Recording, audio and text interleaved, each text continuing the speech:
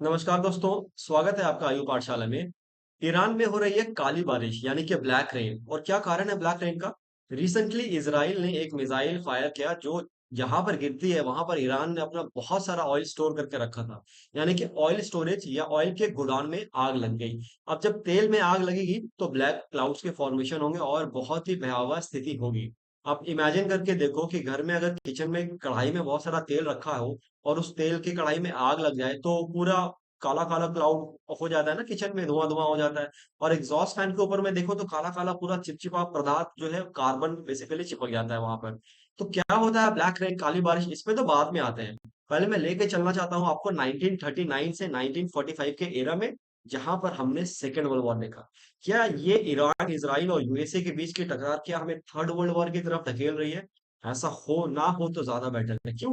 क्योंकि second world war में क्या हुआ था, कम से कम 6 से 7 करोड़ लोगों की जान गई थी और पता नहीं कई ज्यादा लोग इससे, मतलब इस एस्टिमेट से बहुत ज्यादा लोग जो है वो जख्मी हुए थे। और एशिया और यूरोप में मिलाकर के बहुत सारी सिटीज जो है वो तबाह हो गई, जैसे बर्लिन, टोक्यो, वार्सो। और एशिया में बात करेंगे तो नागासाकी और हिरोशिमा को कोई अभी तक भुला ही नहीं पाया है। तो सोचो कि इस तरीके के कंडीशंस दोबारा जनरेट हो गए तो क्या होगा। देश की इकोनॉमिक पूरा पूरी तरीके से बर्बाद हो जाए। लेकिन ये कंडीशन ना आ पाए, ये कंडीशन दोबारा रिपीट ना हो, इसी सोच को लेकर के तो पूरे कंट्रीज के पीपल ने, पूरे ह्यूमैनिटी ने संयुक्त राष्ट्र का निर्माण किया था। कहाँ है आज वो संयुक्त राष्ट्र? कहाँ है यूनाइटेड नेशन? जो charter of United Nation sign हुई थी 1945 में, जिसके अंतर्गत लोगों ने बहुत सारी एजेंसीज बनाई, United nation security council, United nation general assembly, international criminal court, international court of justice. ये सब क्या सिर्फ देखने के लिए है? भाई आज के मौजूदा दौर पे तो ऐसा ही लगता है कि ये सब बस कठपुतलियां हैं। क्योंकि आप देखो 1945 के यूनाइटेड नेशन चार्टर में बोला गया था कि कोई कंट्री दूसरे कंट्री पर अटैक नहीं करेगा। ठीक है। और 1949 के अंदर जिनेवा कन्वेंशन साइन होता है। किस लिए?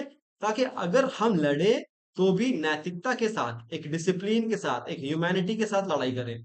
भाई ये सुनकर के थोड़ा सा मॉकरी टाइप से ऑकवर्डनेस लग रहा हो कि भाई लड़ाई में भी डिसिप्लिन खोज रहे हो, लड़ाई में भी ह्यूमैनिटी खोज रहे हो। लेकिन जेनेवा कन्वेंशन ऑफ 1949 में यही बातें कही गई थी। 4 कन्वेंशन साइन हुए थे, जिसमें पहली बात बोली गई थी कि भाई लड़ाई के समय पे किसी अस्पताल या किसी ऐसे सिविलियन इंफ्रास्ट्रक्चर पे हम अटैक नहीं करेंगे, मीडिया पर्सनल पे अटैक नहीं करेंगे। अगर कोई वुंडेड है या कोई जख्मी है, या चाहे वो सिविलियन हो या सोल्जर्स, सोल्जर से क्यों ना हो, सिविलियन को तो हटा ही दो, सिविलियन से लड़ाई का कोई लेना देना नहीं। सोल्जर से अगर जख्मी हो गया हो तो उस पर हम अटैक नहीं करेंगे। और अगर हमने कोई टेरिटरी को ऑक्यूपाइड कर लिया, और अगर वो टेरिटरी को ऑक्यूपाई कर लिया तो उसके अंदर आने वाले सिविलियंस या सोल्जर्स सभी के साथ हम इंसानियत के साथ पेश आएंगे। लेकिन आप देखिए आज के दौर में क्या हो रहा है। ईरान और इसराइल के वॉर में क्या हो रहा है? इसराइल का अटैक ईरान के ऑयल स्टोरेज फैसिलिटी पे, क्या एक जेनेवा कन्वेंशन 1949 के ऊपर सीधा तमाचा नहीं है? और यहां तक बात नहीं रुकती। बोला जाता है कोई अगर मेंबर कंट्री जेनेवा कन्वेंशन का उल्लंघन करता है, यानी कि इस कन्वेंशन का पालन नहीं करता है, तो उसे वॉर क्राइम्स कहा जाएगा। और वॉर क्राइम्स का मतलब, अगर वॉर क्राइम्स होगा तो हम इंटरनेशनल क्रिमिनल कोर्ट में जाकर के अपील करेंगे।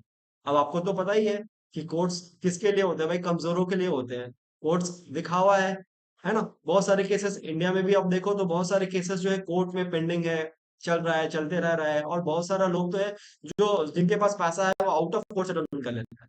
इंटरनेशनल क्रिमिनल कोर्ट का भी इतिहास कुछ ऐसा ही रहा है।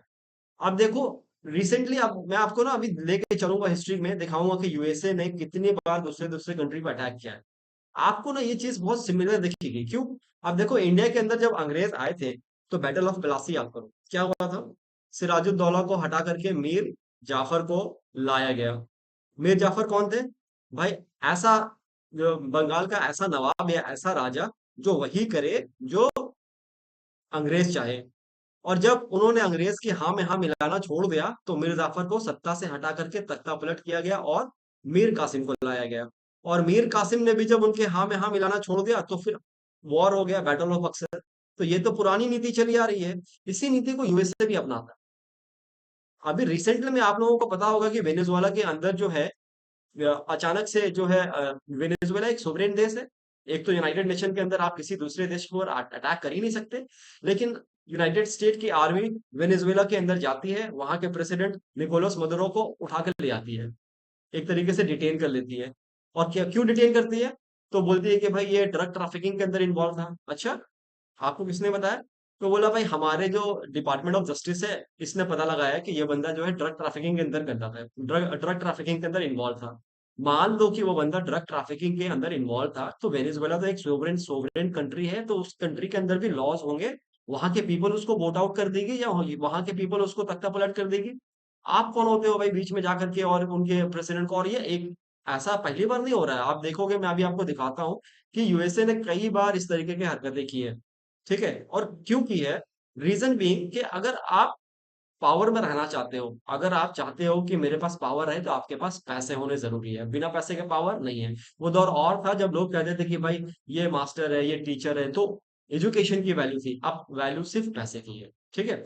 तो पैसे कैसे आएँगे? जब आपके पास रिसोर्स हो, और अगर आपके पास रिसोर्स नहीं है तो दूसरे का रिसोर्स ला करके अपने यहाँ स्टॉक कर लो। अच्छा, तो दूसरा मुझे रिसोर्स कैसे देगा? मुझे रिसोर्स नहीं देगा तो मैं वहाँ तख्ता पलट कर दूँगा और ऐसे राजा को बैठाऊँगा जो मुझे रिसोर्स देने के लिए राज़ी हो जाएगा, जो इस तरीके का एग्रीमेंट साइन करेगा, इस तरीके की ट्रीटी साइन करेगा, जिससे मैं वहाँ का रिसोर्स अपने यहाँ लाके स्टॉक करूँगा और फ्यूचर में यूज़ करूँगा। जब तक मेरे पास पावर है, पैसा है, रिसोर्स है, मेरा दबदबा बाकी कंट्रीज़ पे बना रहेगा। तो इसी ये बेसिकली रीजंस है। तो देखो, इंटरनेशनल कोड ऑफ जस्टिस या इंटरनेशनल क्रिमिनल कोड, बेसिकली ये दो कोड बनाए गए थे। इंटरनेशनल कोड्स ऑफ जस्टिस क्यों बनाया गया था? इसलिए बनाया गया था कि भाई दो कंट्रीज के बीच में अगर लड़ाई झगड़ा हो गया बॉर्डर को लेकर के, कि ये मेरा बॉर्डर का एरिया है, ये मेरा बॉर्डर का एरिया है, तो जो सिविल नेचर के डिस्प्यूट्स होंगे उसको इंटरनेशनल कोड ऑफ जस्टिस में ले जाएंगे, और वहां पर हम लोग इसको सुलझाएंगे, वार्तालाप करके, निगोशिएट करके, कॉम्प्रोमाइज करके, है ना, सीधा बम नहीं गिरा देंगे दूसरे कंट्री पे। और इंटरनेशनल क्रिमिनल कोर्ट इसलिए कि भाई अगर कोई कंट्री वॉर क्राइम के लिए जिम्मेदार पाई जाती है तो उसको कहां पर ट्रायल किया जाएगा? इंटरनेशनल क्रिमिनल कोर्ट के अंदर। अब देखो मैं आपको क्या दिखाने वाला हूँ, देखो। अब यहाँ पर ना आपको हिस्ट्री दिख रही होगी, जहां पर अमेरिका 1949 में यूनाइटेड यूनाइटेड नेशन का चार्टर साइन होता है। ठीक है? एग्जामिनेशन पॉइंट ऑफ व्यू से कुछ बात कर लेते हैं। 1949 में यूनाइटेड नेशन चार्टर साइन होता है, और 1945 में और 1949 में जेनेवा कन्वेंशन। अब देखो, यूनाइटेड नेशन नॉर्थ कोरिया के ऊपर में वॉर करता है कब? हंसी आएगी आपको। एक साल के बाद 1950 से 1953 क्या case international court of justice में जाता है? नहीं जाता है।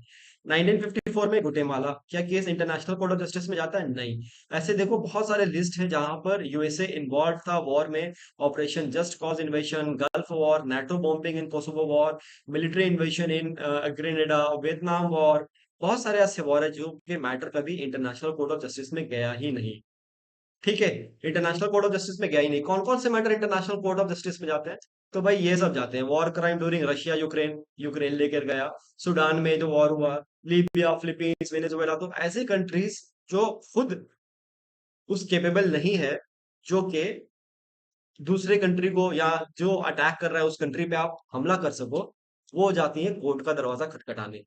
तो आपको ऐसा नहीं लगता कि ये जो इंटरनेशनल क्रिमिनल कोर्ट है या इंटरनेशनल कोर्ट ऑफ जस्टिस है, एक मजाक है? ईरान तो कोई कमजोर देश नहीं है। ईरान के पास तो मिसाइल का स्टॉक है। और ईरान के अगर आप ऑयल स्टोरेज फैसिलिटीज पे अटैक करते हैं, तो ईरान भी कैपेबिलिटी रखता है आपके ऑयल स्टोरेज फैसिलिटीज पर अटैक करने का, आपके डिसैलिनेशन प्लांट्स पे अटैक करने का। और अगर आपका तेल और पानी दोनों ही बर्बाद हो जाए तो क्या ये सिविलियन पे अत्याचार नहीं है? क्या आप सिविलियन को वॉर में नहीं घसीट रहे हो? क्या आप सिविल पीपल्स को वॉर में इंक्लूड नहीं कर रहे हो? और क्यों कर रहे हो ऐसा? What is the reason you fight between the soldiers, not between the civilians? और देखो, ये जो ब्लैक रेन हो रहा है, उसका रीजन थोड़ा सा समझा देता हूँ।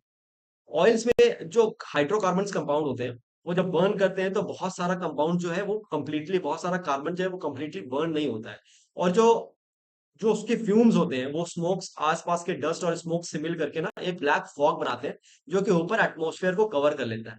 और जब ऊपर से होने वाली बारिश इन्हीं जो कार्बन पार्टिकल्स जो आसमान में सस्पेंडेड है, इनके साथ मिल करके नीचे टपकती है, और उसको ब्लैक रेन कहते हैं। अब कंपेयर करो आप दिल्ली के पॉल्यूशन से, जहां पर आप इतने हल्ला चिल्ला मचाते हो कि भाई ब्रीदिंग प्रॉब्लम्स हो रहा है, हम 10 सिगरेट पीने के इक्विवेलेंट जो है वो जो स्मोक्स है, या जो एयर में सस्पेंडेड पार्टिकल्स उसको इनहेल कर रहे हैं, और दिल्ली में तो आप ऑयल बर्न भी नहीं कर रहे। क्या कर रहे हो आप? रेसिड्यू ऑफ द क्रॉप्स, हाँ, जो सराउंडिंग स्टेट्स में वो बर्न कर रहे हो। और जो आपका बिल्डिंग के इंफ्रास्ट्रक्चर का सस्पेंडेड डस्ट पार्टिकल है वही आपके डस्ट पार्टिकल्स जो है यहाँ पर पोल्यूशन क्रिएट कर रहा है। लेकिन जब कार्बन सस्पेंडेड कार्बन को आप इनहेल करोगे ना, हालांकि ईरान के अंदर ये एडवाइजरी जारी कर दी गई कि लोग अपने घरों से बाहर ना निकले जब तक कि ये एयर और एटमॉस्फेयर क्लीन ना हो जाए। लेकिन क्या हम इस तरीके की वॉर सिचुएशंस के लिए तैयार हैं? क्या जहां पर हम United nation convention on climate change की बात कर रहे हैं, जहां पर हम पूरे अर्थ को एक हम सेंट्रल ग्लोब मानते हैं और जहां पर पूरा अर्थ एक परिवार है, और जहां पर हम टेम्परेचर को पूरे अर्थ के टेम्परेचर को डिक्रीज करने की बात कर रहे हैं, वहां पर क्या इस तरीके की हरकत और इस तरीके की एक्शंस क्या उस समय पूरे देश को नुकसान नहीं पहुंचाएगा? क्या ये वॉर सिर्फ लिमिट रहने वाला है ईरान के अंदर या इसराइल या यूएसए के अंदर? क्या इससे बाकी के अर्थ के ऊपर कोई इफेक्ट नहीं पड़ेगा?